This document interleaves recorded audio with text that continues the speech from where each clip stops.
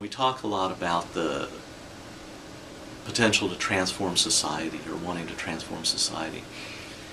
And I hear that kind of talk a lot, but it appears to me that attempts to transform society when we really haven't transformed ourselves are always going to be inherently limited, because all we're going to do is create a new version of the old status quo.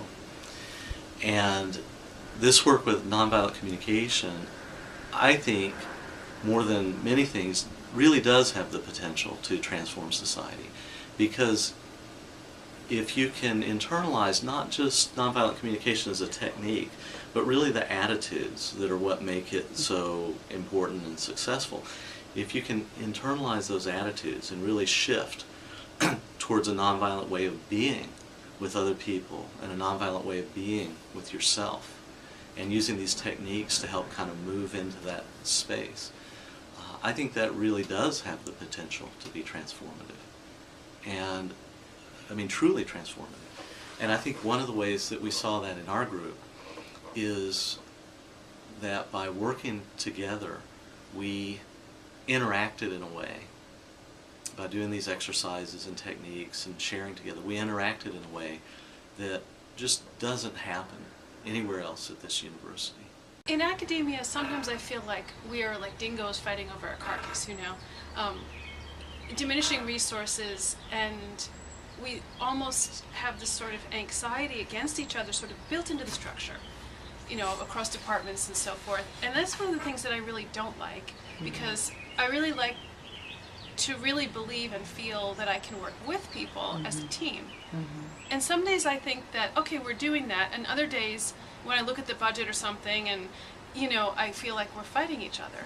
And I think this is a way to kind of really call our attention to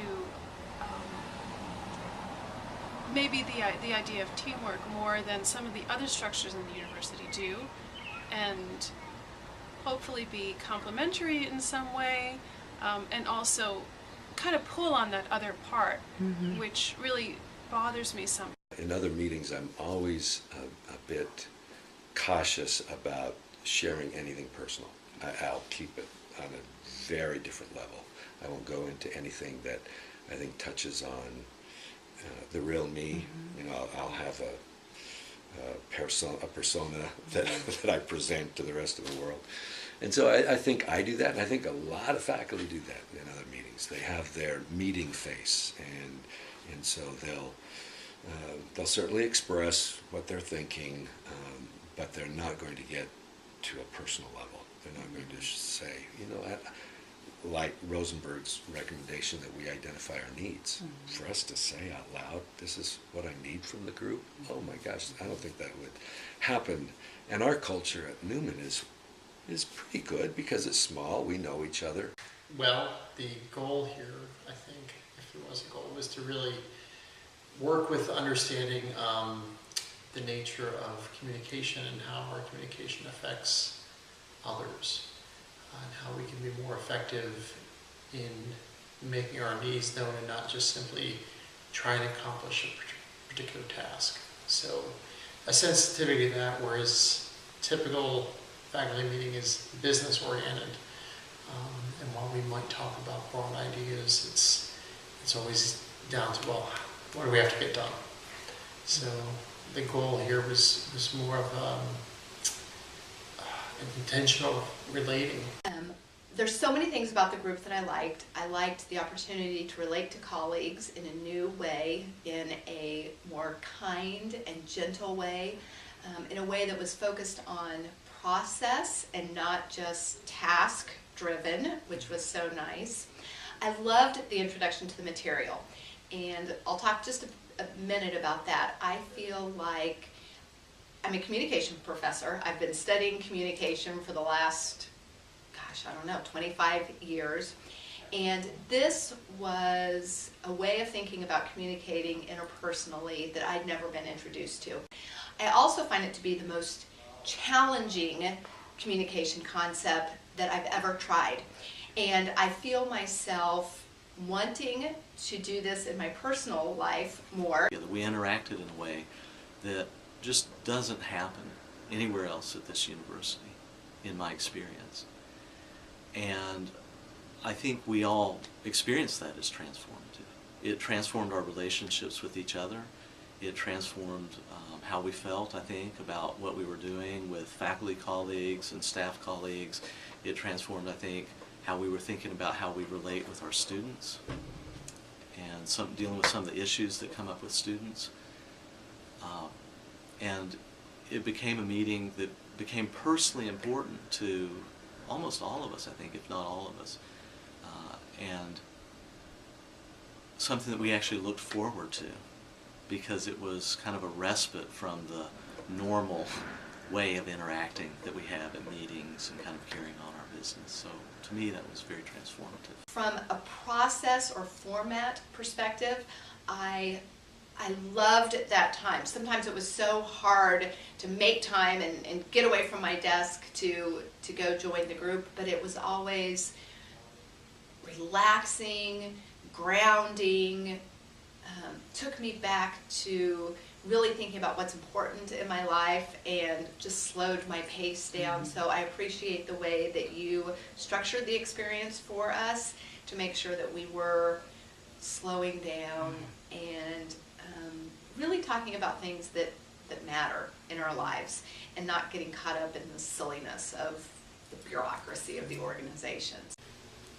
I think that the passing of the item, the ball or the, whatever it may have been that we used at different times, drew an attention to a kind of active listening to the person.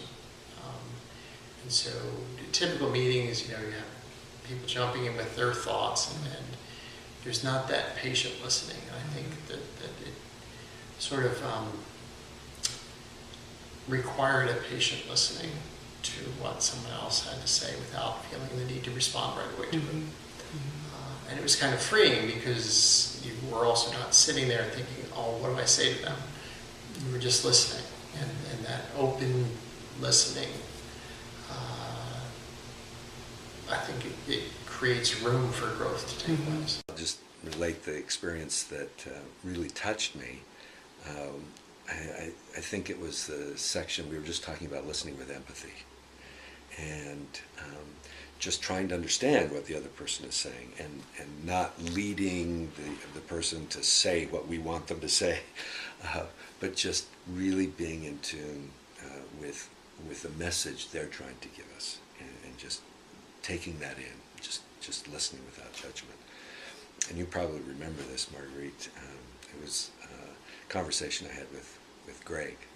And Greg modeled for us as a group the approach. And I was talking about a relationship that I was in. And he just used Rosenberg's model.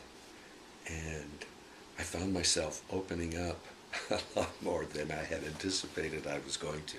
Had no intention of being that open with the group. Even though I felt pretty safe with the group, I just thought, how much do I really want to share? But the technique of truly listening with empathy, I just felt myself being much more open and much more willing to share what I had been thinking and what I'd been feeling. So I found it fascinating. So through this experience, I really felt like I got to know these colleagues that were engaged in the process.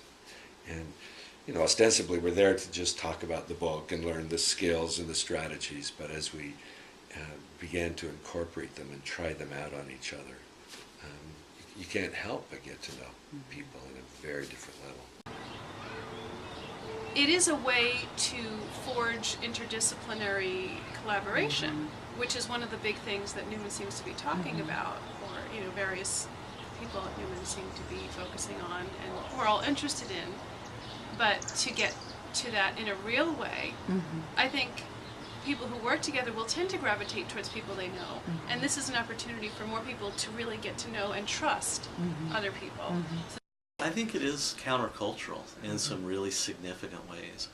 I think all of us became even more sensitized to the idea that we live in a fairly violent culture.